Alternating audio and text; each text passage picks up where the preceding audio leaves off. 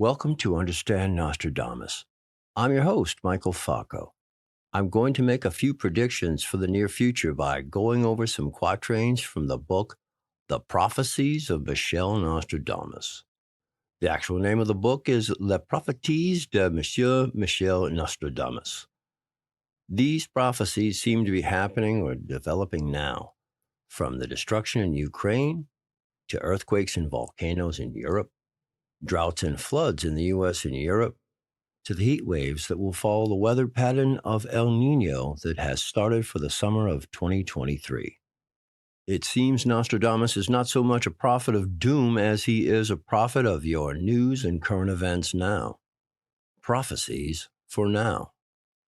It might also be finally safe to talk about COVID-19 and the many quatrains that detail this era of man's history, as well as clear up the differences between the Pope's prophecies from St. Malachi that are always included in Nostradamus documentaries and the actual prophecy credited to Nostradamus. Then we'll continue with the time loop experiment and try to break the curse of Oak Island. That is Templar treasure on Oak Island, but Nostradamus insists that before the treasure is found, a man will die, his eye put out by a spring. In addition, I will go over a list of quatrains that will be analyzed in the next several episodes, just to introduce you to the use of language and the broad scope of topics covered. And I'll give a hint about each one, allowing you a chance to solve them before I do. In the recent past, I brought up two quatrains about a long extended drought and a flood following it in Italy. Now, unfortunately, I didn't mean this one that just happened in Emilia-Romagna. So I actually just archived that episode because I didn't want anybody to be confused that I actually predicted this recent flood. And as bad as this sounds, and it is very bad, we're very concerned about all the crops. So much has been ruined in the fruit and vegetable basket of Italy. But the quatrains I had mentioned give an even worse situation on the west coast of Italy, all the way from Florence down to Naples. And I'll go over those quatrains coming up in this discussion. I did want to point out there is one quatrain, number 233, that does talk about a flooding of the Po, but it also talks about a flooding of the Garonne, and that is in southwestern France at the same time, and also includes the people of Genoa marching on their country. And so I believe this one is about a different time. But let's first, for this discussion, establish Russia as Aquillon in quatrain 149, and therefore in quatrain 291. And this will establish Vladimir Putin as Hadri in quatrain 18, which will also establish Kiev as Sun City. Nostradamus rarely gives a date for his prophecies, but sometimes he gives a day of the month, a specific year, or a planetary placement description. One of those that gives a year is quatrain 149. That's century 1, quatrain 49. And the same year and word phrasing are mentioned in the Epistle to King Henry. It's the year 1700. The quatrain chronicles the first years in the Great Northern War and the Battle of Narva, which is currently present-day Estonia, where Russian forces were decimated by the Swedish army, and Peter the Great had to subjugate the lands there to Charles XII of Sweden, only to come back and recapture them again in 1704 with a newly designed Russian military. And that's why the fourth line of the quatrain says almost subjugate, because he got the lands back. But this quatrain establishes Aquillon because it mentions the corner of Aquillon as these lands. So it establishes Aquillon as Russia. Now remember, a quatrain is just a four-line poem. In this case, the first line rhymes with the third line, and the second line rhymes with the fourth line. I'll explain more about the quatrains as we go along and the setup of the book, but to stay on topic, let's hear this quatrain, 149. Long before these happenings, the people of the East, influenced by the moon, in the year 1700, will cause many to be carried away and will almost subdue the northern area. Okay, so he puts Aquillon here as the northern area. The actual words say, subjugate almost the corner of Aquillon. Almost subjugate the corner of Aquillon.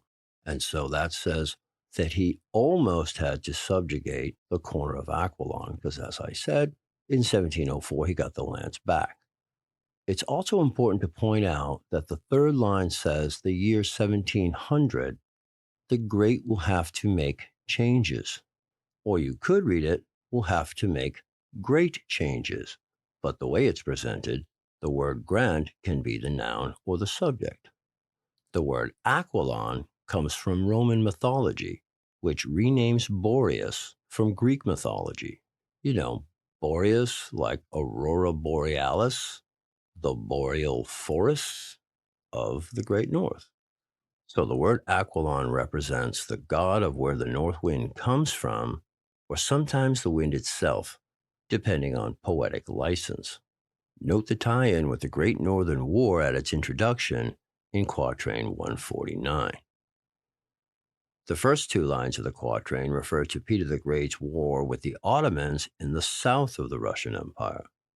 So when it says, long before these happenings, the people of the East influenced by the moon, those are the Ottomans. They had been victorious over Peter the Great, and because Peter the Great's campaign in the south of his empire against the Ottomans did not go well at all, it really took much from his ability to fight his campaign in the north against Charles XII of Sweden.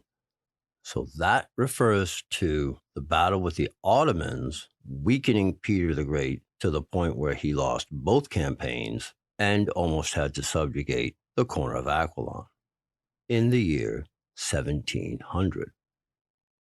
There's a lot to discuss about Russia in the quatrains. Most scholars don't seem to realize how prevalent Russia is in the Book of Prophecies.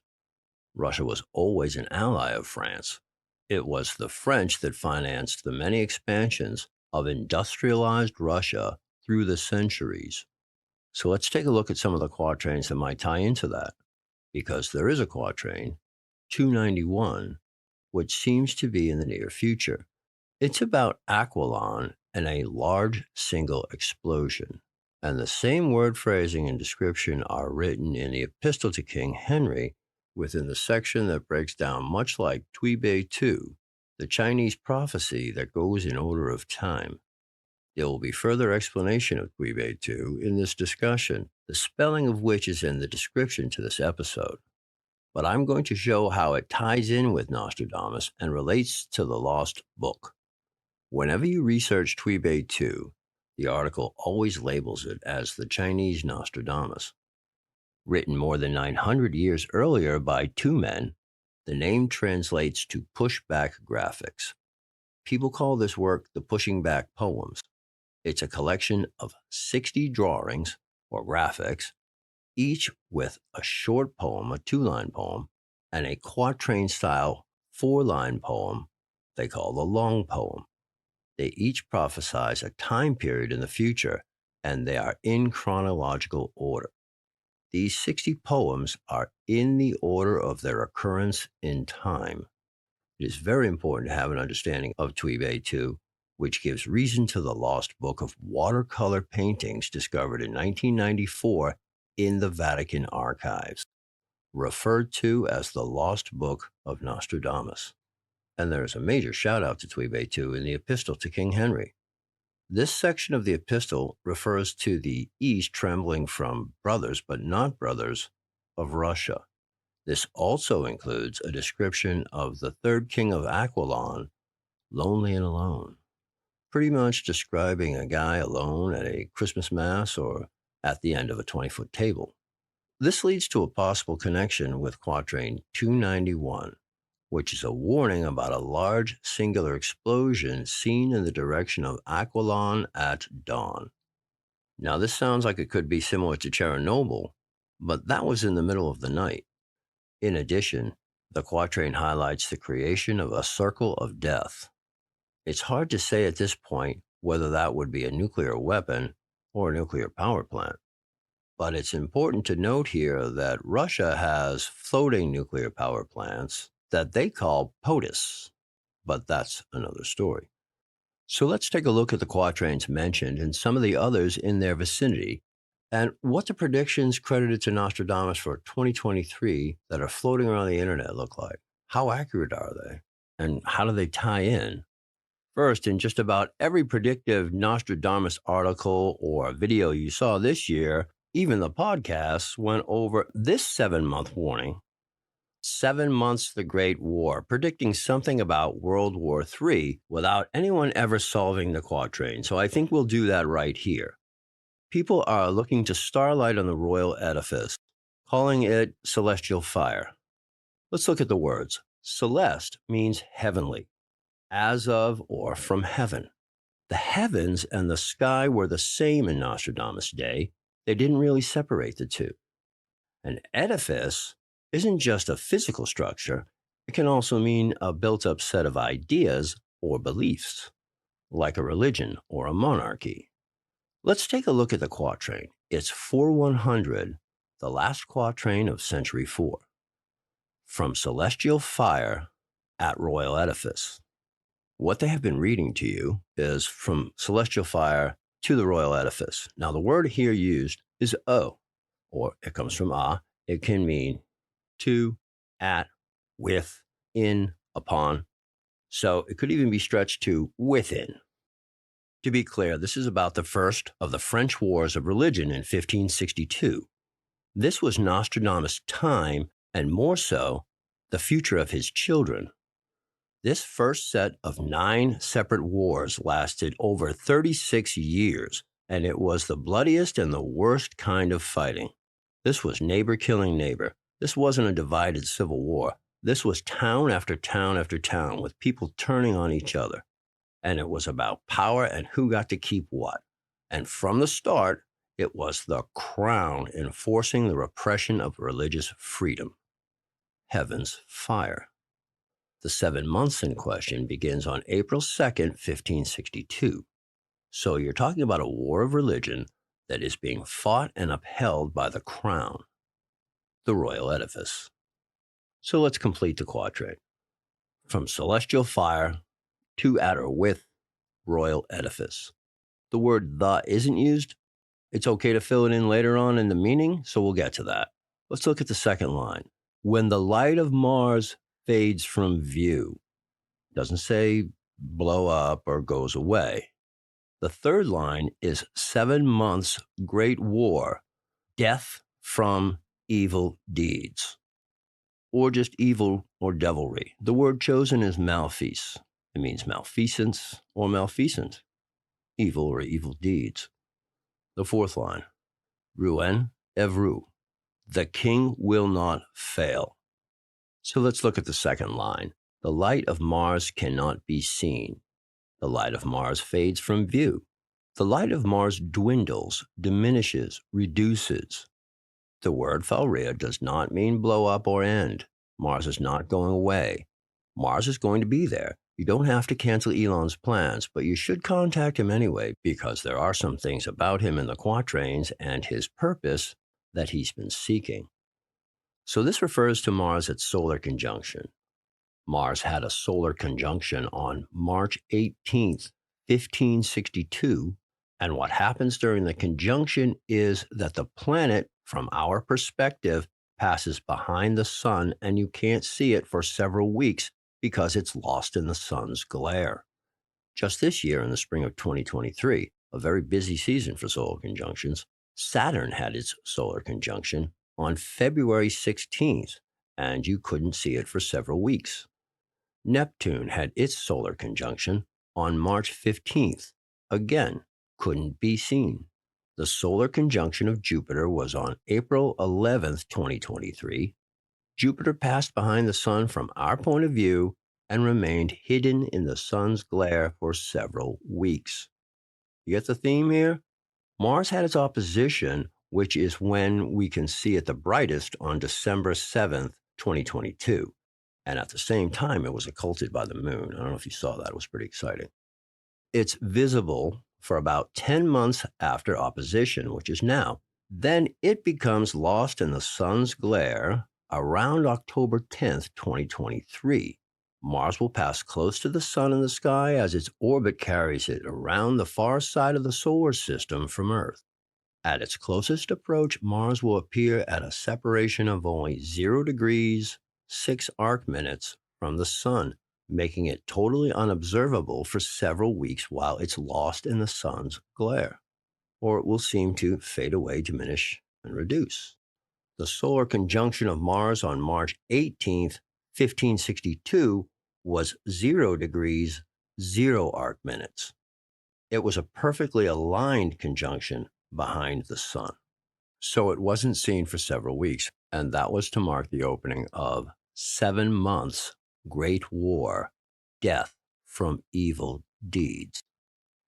The 7 months begins on April 2nd, 1562, and goes till the first week of November 1562. It begins with a group of Huguenot nobles. Those were the Protestants. They called themselves the Reformed Church of France.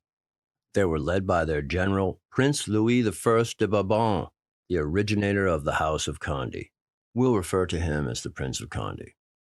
In response to the massacre of Vassy, which has its own quatrains and obviously sounds bad, being a massacre, a lot of innocent people got killed, and they were the Huguenots. They were the Protestants again, by the Guise brothers and their men who were in charge of the government and the Catholics. But at that point, France really had its own control over the church within France and received much income from it. On April 2nd, 1562, this group of nobles led by the Prince of Condé proclaimed their intention of liberating the king from evil counselors and their plans for the king. So they seized the city of Orleans. Their example was quickly followed by Protestant groups around France who seized major cities up and down the Loire Valley, assaulted Valence in the Rhone River, and after capturing Lyon on the 30th of April, the attackers first sacked and then demolished all Catholic institutions in the city. So that would mean there were no abbots, no monks, no novices. Is that another quatrain? Sure, we'll bring that up later. The takeovers of these cities led to subsequent seizures by the king's army and a lot of bloody medieval violence and death. It also happened within the cities. There were many massacres, neighbors killing neighbors. It was the worst kind of warfare. And this is why Nostradamus gives many warnings about it in the quatrains. We'll do a whole separate discussion about the wars of religion. This started in Nostradamus' time, and this was the life for his children. But the 7 months of Great War, the first of 9 of the French Wars of Religion, begins on April 2nd with the takeover of Orleans, and it culminates on October 26th at the siege of Rouen, where the king will not fail, which is the 4th line. The king's army came up through Evreux, and then they put Rouen under siege for 7 weeks. Evreux was more of a hamlet at the time, just south of Rouen, where they could come through, they could regain strength, then eventually enter Rouen on October 26th. And then there was another week of very heavy bloodshed, completing the 7 months, unfortunately. Now let's try to do something of a transliteration. That's where you rearrange the words and the lines to try to find the meaning. I just don't like it when they change the words, especially when they try to make the lines rhyme. You lose the meaning. I feel it's only okay to just rearrange the lines because remember, he had to put them in that order so they would rhyme. When you have something, especially what I call a quand, which is the when, and here it would be when, literally, the light of Mars fades from view. So if you just rearrange a few of these lines but don't change the words, it becomes when the light of Mars fades from view. There's to be 7 months of great war, with people dead through evil deeds from the celestial fire at the royal edifice. But in Rouen and Evreux, the king's army will not fail. That is what this quatrain is about. It's not about World War III or Mars blowing up. like some would have you believe. Also, the internet is abuzz about Quatrain 1022, and it's about Queen Elizabeth II eventually replacing Edward VIII. It's not about Charles abdicating the throne for Harry. That's not going to happen. The quatrain that points to Charles is 977. It highlights the transition of Charles going from Prince Charles to King Charles.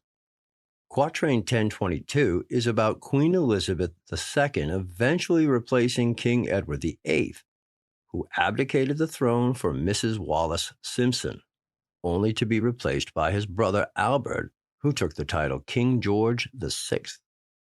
Edward VIII could have made a return after Elizabeth's father, King George VI, died. Edward was still alive and was the senior member of the royal family, and could have attempted a return to take back the throne. He had even returned to London at the time, but he was indignant. That's why the word chosen in the quatrain 1022 to describe the situation is indigni, because it means unworthy, and no one would have gone for it. The nobility, the church, and the parliament would have still chosen Elizabeth, who, as the fourth line of this quatrain states, had no markings of a king. It doesn't say a man who never expected to be king. The quatrain actually says, put in his place, who of king will not have sign. And that means an indication or the markings of a king. And what does that mean? Balls, said the queen. If I had to, I'd be king. But the king laughed. It's not that he wanted to, it's because he had to. This is the sign of a king that Nostradamus is talking about in this quatrain. I did a separate episode on just these quatrains if you want to hear the long-winded version, but I'll include the quatrain that depicts the coronation of Queen Elizabeth here to point out a recurring theme in many of the quatrains. It's Quatrain 1019 from Century 10, Quatrain 19, just 3 before the other one, 1022, which does index the year of her passing to clarify that the quatrain is about her. And that is also emphasized by the closeness of this related quatrain. On rare occasions, Nostradamus will position two related but not continuous quatrains within the same century, but they are never contiguous or in sequence, except for the very first two quatrains, 1-1 and 1-2. They are the only two that go together, and they explain the style of the book as being Nostradamus, the Oracle. These two quatrains, along with selected passages from both the preface and the epistle, come together to explain much about the book of prophecies, how it came to be, and where he got the information, which is not a bowl of water. That's silly. This topic deserves its own deep dive, long-winded analysis, and so we can all look forward to that in the very near future. So let's take a look at the quatrain about the coronation of Queen Elizabeth in 1953. All I really want to emphasize here is that in the end of the third line, the word used is value, which means worthy. It is to say that the choice of her is right and worthy. So the key here is worthy because if you remember, the quatrain describes Edward VIII as unworthy. So what's being pointed out here is Queen Elizabeth's radio address after her coronation, when she thanked everyone for praying for her for the coronation, which she had asked for during a previous address at Christmas 1952. The most often quoted and famous line extracted from the radio address that she made after the coronation was, "Throughout all my life and with all my heart, I shall strive to be worthy of your trust." And again, the word worthy is pointed out. You will find words from the story and lines from the quatrain. You will see words in the quatrains from lines in the story. Nostradamus himself explains in the preface that he phrases the lines of the quatrains not as complete sentences. He uses two examples as main influences for the styling of his poetry: Virgil, the Roman poet, and Yoda, the Jedi Master. That's in the preface. I'll show you when we discuss the preface. Just about every recital of the quatrains you hear or see in print are found in what I call Big Al's version, from a 1981 translation that everybody uses, everybody repeats because you can get it for free on the internet as a PDF.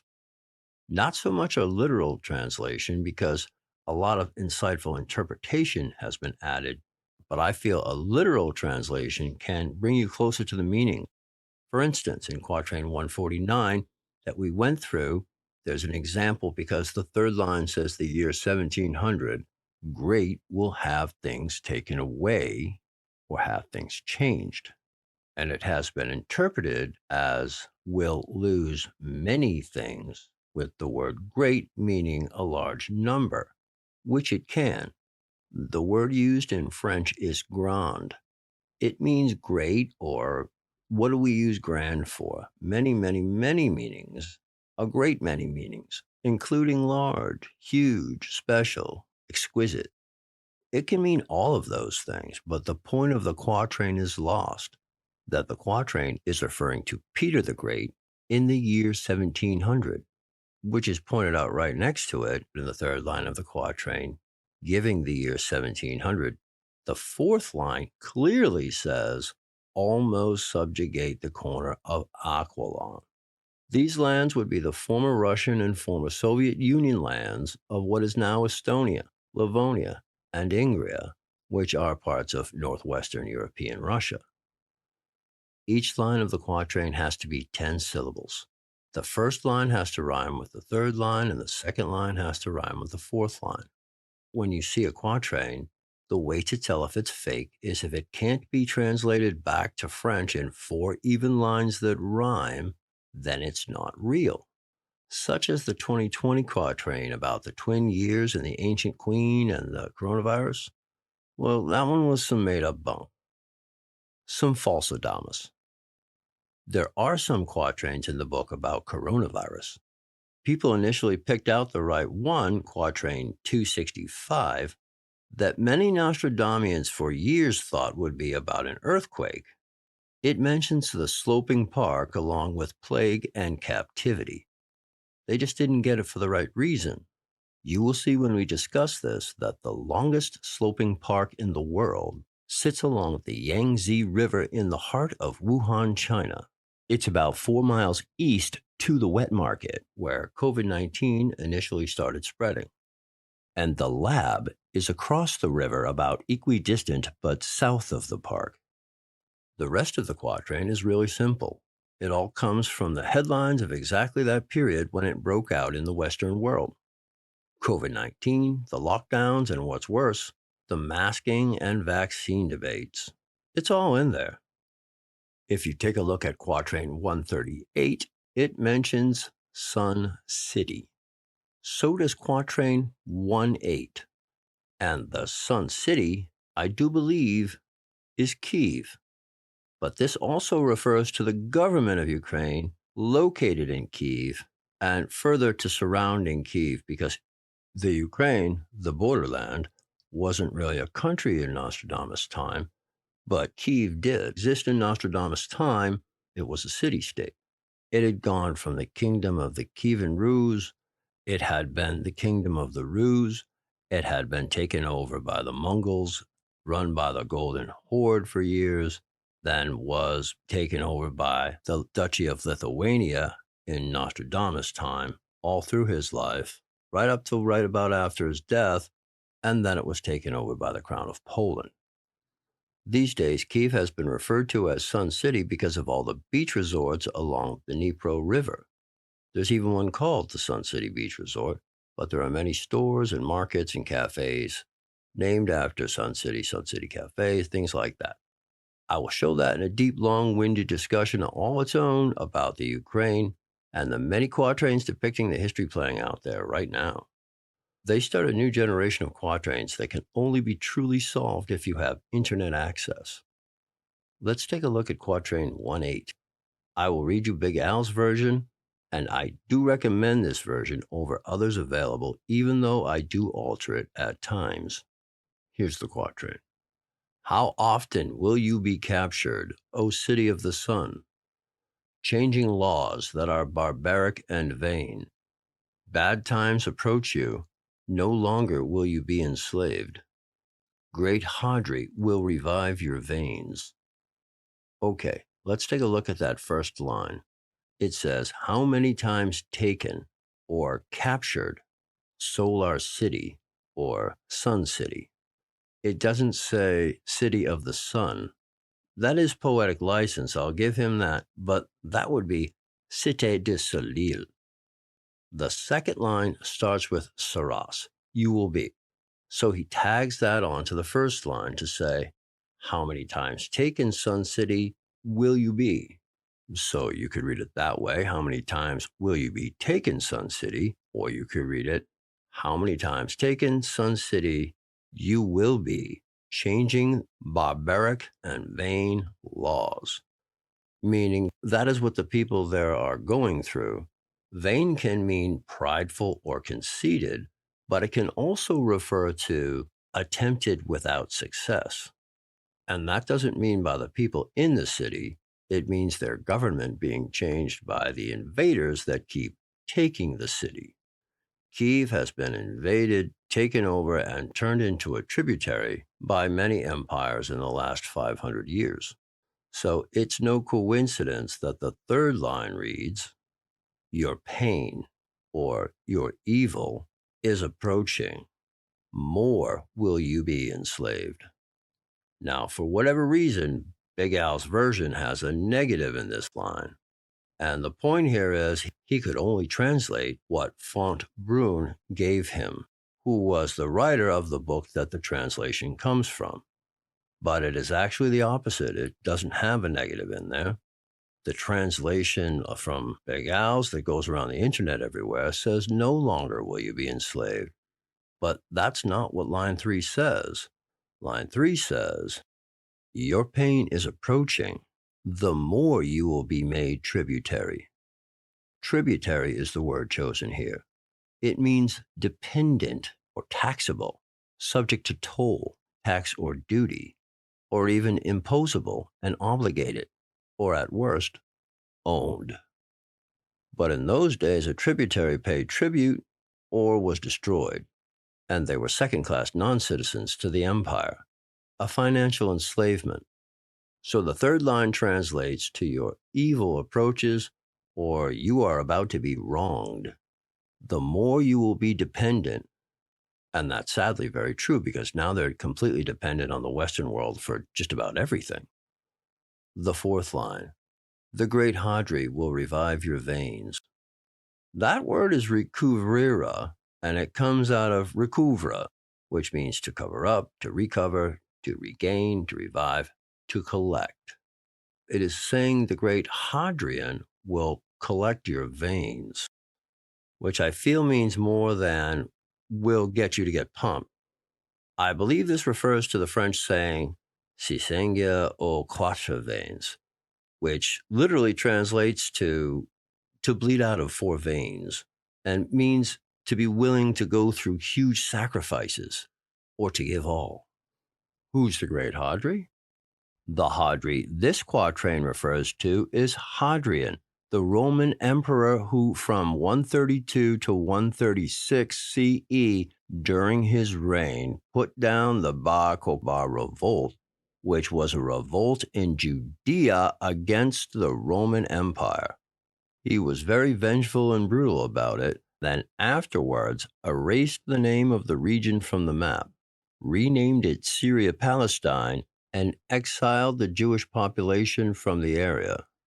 He felt the Jewish people weren't a real people and Judea was not a real country. This is not to be confused with the Hadri right after it in Quatrain 1:9. The Hadri in that quatrain refers to Hadria, which was a major seaport and city in the north of Italy during the Roman Empire and the sea leading to it, now called the Adriatic Sea. But in Quatrain 1:8, Hadrian wanted to eliminate the Jewish people. On February 21st, 2022, Vladimir Putin gave a specific speech entitled The Address Concerning the Events in Ukraine. This was a televised national address, part of which made the argument that the Ukrainians were not a real people and that he wanted to wipe Ukraine off the map. And that has pretty much pumped the veins of the Ukrainians. And that's where I see that in this speech, Hadrian refers to Vladimir Putin, and therefore Sun City is Kiev. So let's read this one more time. How many times will you be captured, Sun City? Your laws to be changed, barbaric and vain. Your pain and evil is approaching. You are about to be wronged. The more you will be dependent. The great Hadrian will cause you to make huge sacrifices and give your all. So with that, if you look at Quatrain 138, it's about the sun and the eagle, the U.S., assuring everyone that this is going to work out. Now, do you remember when Vladimir Zelensky recently came to Washington, D.C. and appeared with Joe Biden at the White House on television? They assured everyone that this was going to work out. But the fourth line of the quatrain states that the hope of victory is somewhat empty because nothing is going to get the Ukrainians to give up, and that liberty and peace can only be achieved for many through death.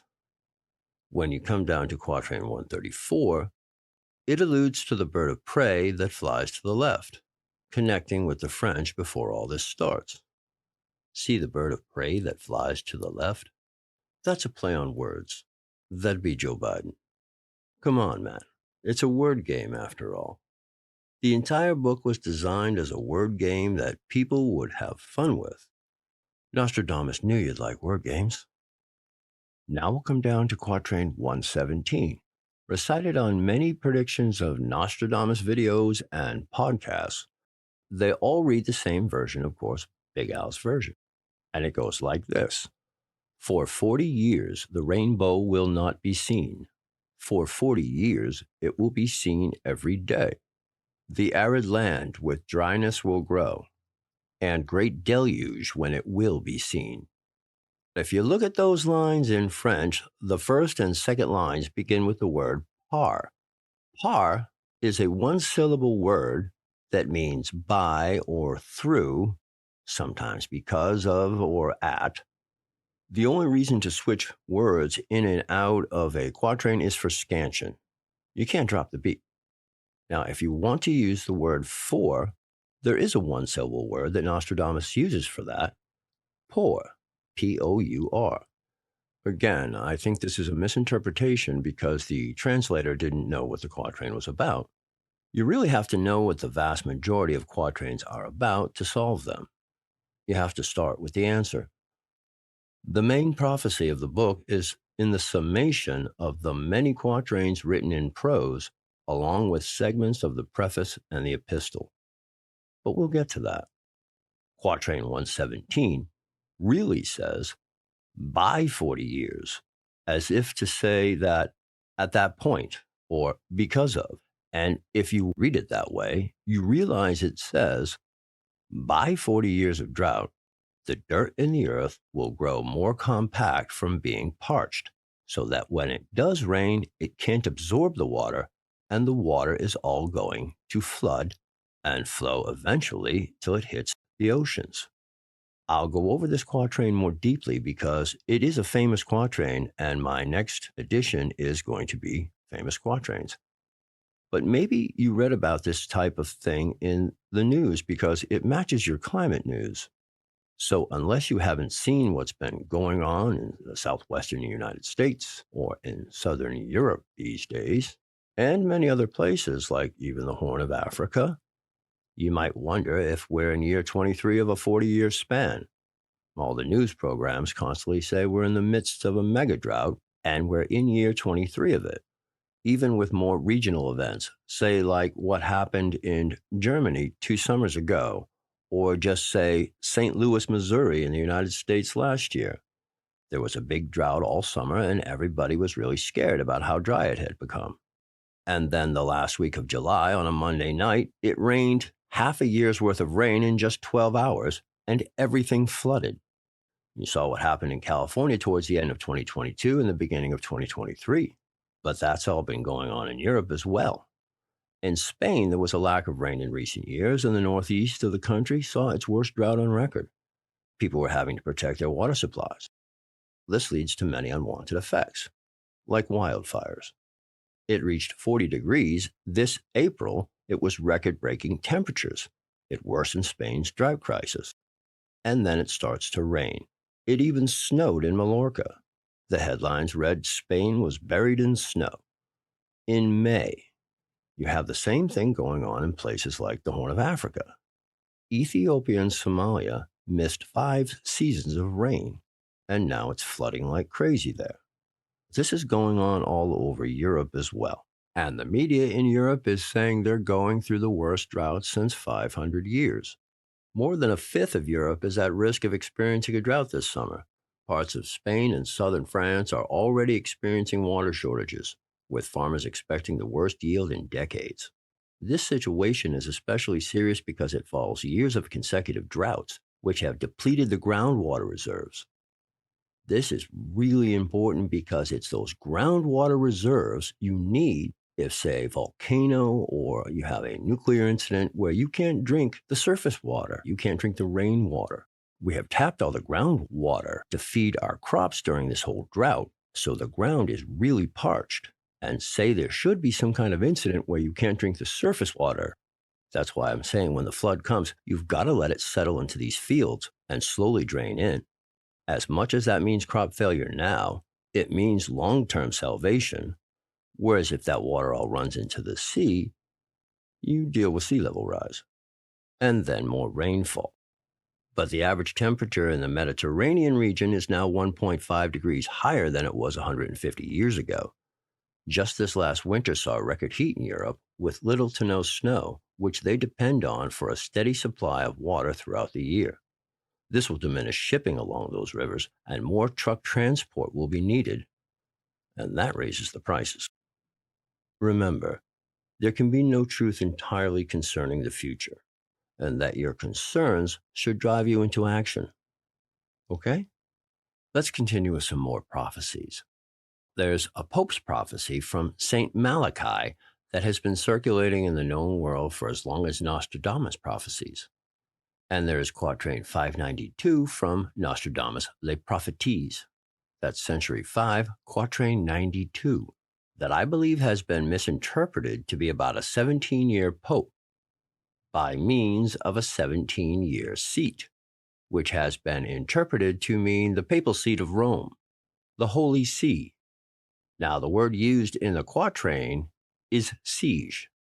And yes, it does mean seat, but it can also mean the head of, the seat of government, the head office, the elected or appointed individual who holds the seat, holds the power, the seat of power. So it could easily mean and has been interpreted to be the papal seat, because in the 4th line of the quatrain, it mentions the Romans, leading to an assumption that it must be the Roman Catholic Church. I don't believe that's the case. The quatrain is about something entirely different.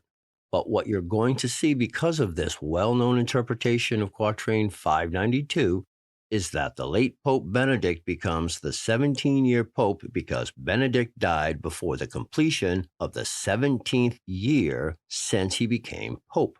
So it could qualify him for this, even though I don't think it does. But it is the interpretation that has been seen on TV and in videos and in print. And if so, that would make him the 17-year pope. And that would mean that there are 5 more popes within the next 17 years, with Francis being one of them. Whenever you see or hear programs that include who Nostradamus was and some of his famous quatrains, everyone always includes the Pope's prophecy, which is actually from St. Malachi. It's not from Nostradamus. That the belief that Francis is the last pope, Peter the Rock, that is St. Malachi's prophecy. I personally don't mix prophecy, but the understanding here is that if the Pope's prophecy from Nostradamus was true, it would mean that Francis is not the last pope, and so the Pope's prophecies from Malachi couldn't come true. However, I don't think this is the case, and therefore St. Malachi's prophecy is still on. I'll talk about this Quatrain 592 in another discussion when I talk about the popes. I will also make predictions about Oak Island. The curse of Oak Island is scheduled to come true, but I don't know if it's in 2023 or the next year. I do know it is Templar treasure. The question is, can we break the curse, or does a man have to die, his eye pierced by a spring, as the Quatrain says, before the treasure is found? But this could be difficult because remember, the oracle always has to be right. Let me give you an example of that. And I will give a much more detailed explanation of the oracle when I do cover Quatrains 1:1 and 1:2, which describe the form of the book as Nostradamus the Oracle. How an oracle was set up at Cumae, Delphi, or Branchus, there were many copycats, but these were the ones that had a great reputation of getting things right. There's a reason for that, and it's actually explained in those two quatrains. So it would be set up with priests. It was a holy place, either a temple to Apollo or Branchus or to one of the great Greek gods. You would ask the priest the question to ask the oracle. The oracle would be a woman, and she would put on a bit of a show, and she would talk in tongues and gibberish, and there'd be some elaborate behavior. Then the priests of the temple would write it down and say, "Here is your answer." That's what she said. So a king of an empire walks in and says, "I'm going to invade this smaller empire next to me. I'm going to take it over. I'm going to wipe it off the map and claim it all for myself. What do you think of that?" The oracle answers back, "Attack if you must, but know that you will cause great suffering to a great people and a once great empire." The leader laughs. He says, "That sounds great to me," and he mocks her. Great empire. Not as great as empire as my empire. So the leader goes and he attacks his smaller empire neighbor, and it doesn't go well. And so he needs to retreat. But then fate will have it, so that doesn't go well either. And the army that he just invaded is now able to attack his empire, leaving his people to suffer, his empire to diminish, and his own citizens filled with nothing but vengeance for the future. See, she did mean his empire. He just didn't take it that way. So the oracle always has to be right. But we have a different situation here, because while I said a man must die, his eye put out by a spring, if we avoid that, you might think, well, that prediction never came true and it wasn't about this. But we have a second proof in that it is Templar treasure. So if we can avoid some kind of big accident and still find Templar treasure not too far after that in time, we have solved the Quatrain. A prediction that should be happening in the future is Quatrain 284. This is about a 6-month drought in Italy. And that seemed to happen last year with the Po River drying up and Lake Guardia not just drying up almost 2/3, but the remaining water being as hot as the Caribbean. However, the longest they went without a drop of rain last summer was 110 days, whereas Quatrain 284 details 6 months, 9 days without a drop of rain. And it mentions from Tuscany and Florence all the way down to Naples, along with the entire west coast of Italy in between. There's a Quatrain 231 that depicts great flooding in the same areas, that the Campagnon and Campania will swell so much that the only thing that can be seen in the fields are water and the tops of trees.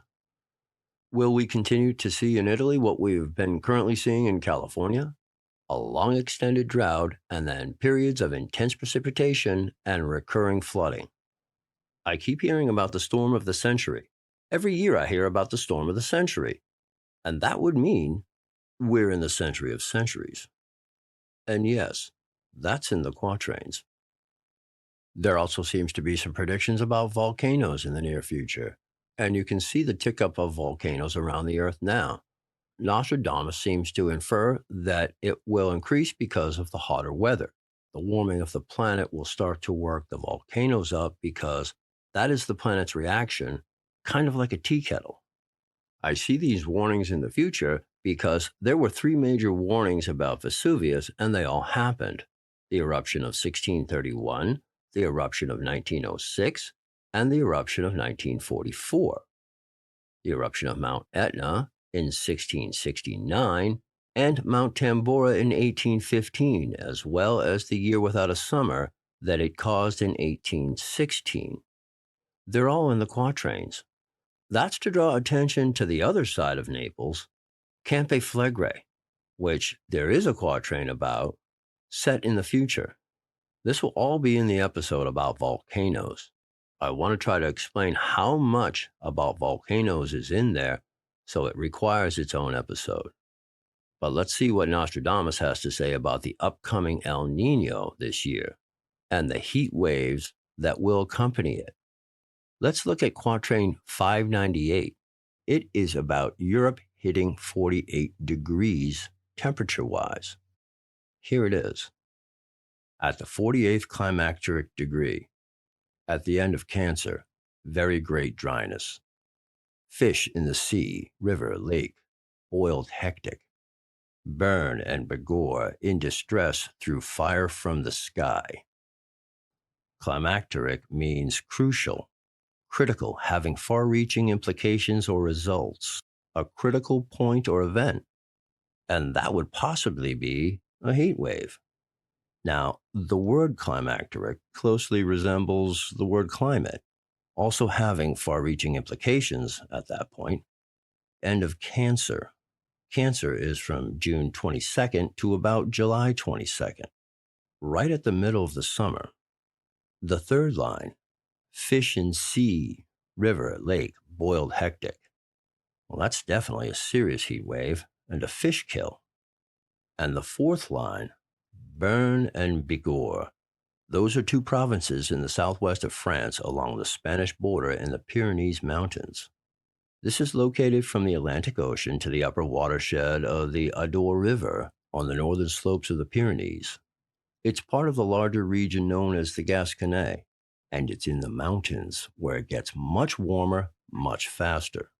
I feel because it says fire from the sky, it means forest fires in those mountains at the same time that it's going through this crucial heat wave. Here, Nostradamus is prophesizing not just about 48 degrees being hit in this part of France and Central Europe, but also the mercury thermometer invented by Daniel Gabriel Fahrenheit in 1714, and then standardized with the Fahrenheit temperature scale in 1724. In addition, this quatrain would be pointing out the Celsius scale invented in 1742 by Swedish astronomer Anders Celsius, which was also called centigrade because it's divided into 100 even intervals.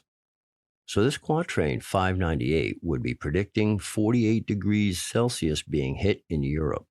That has happened. It happened one time in Greece in 1977, but it happened in Italy on August 11th, 2021, when the island of Sicily hit 48.8 degrees Celsius.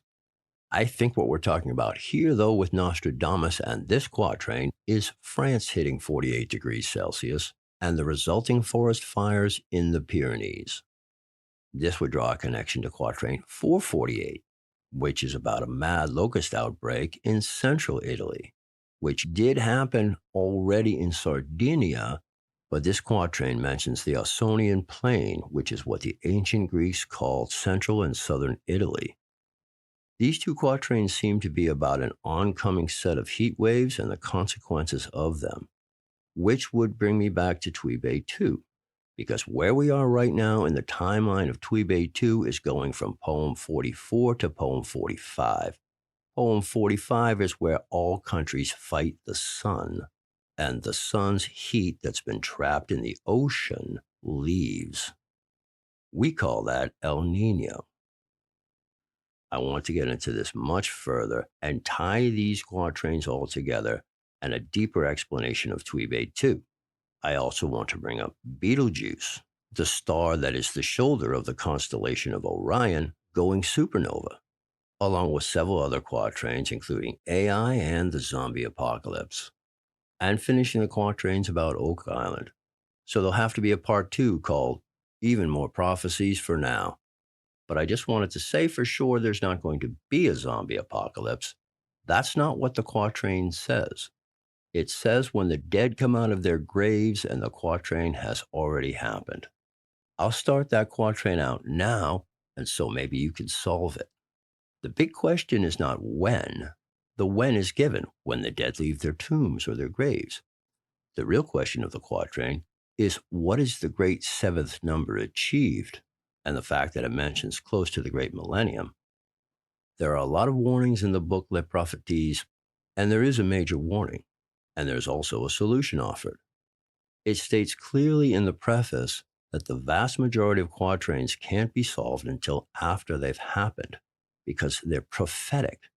And I believe this is to keep the focus on the major events that are outlined, which are about 2/3 of the world's population dying, along with 2/3 of the Earth's land surfaces covered with water. And that's before the asteroid strike. There is no future entirely determined. It's all about what you do now. Don't think Nostradamus would just come in and offer a bunch of scare and not offer a solution. Nostradamus would not do that to you. He's offered a solution. Maybe if some of the creators who make so much Nostradamus content, filled with secondhand slander and the bearing of false witness, would actually read the book instead, they would realize he's actually more the architect of hope and the one telling you, this is your last chance. I'll try to reemphasize that on a regular basis. So remember to turn anxiety into action because panic never helped anything, and concern into construction. I plan to go over all these things. I'll be here to talk you through it. Please do whatever you can to help the podcast get out to other people. And thanks for listening.